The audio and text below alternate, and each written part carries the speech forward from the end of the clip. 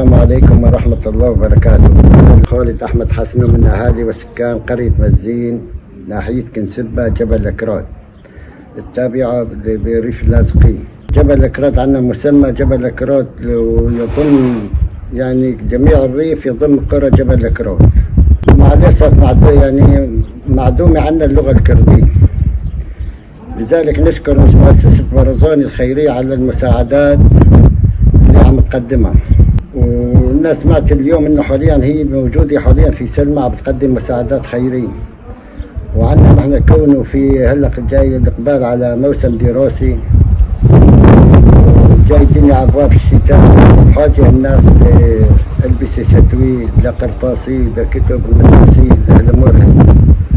فكل الشكر هذا والدعم نشكر فيه الأخ برزاني على الدعم، على الإحساس الكبير تجاه جبل الكراد بريف اللاذقية.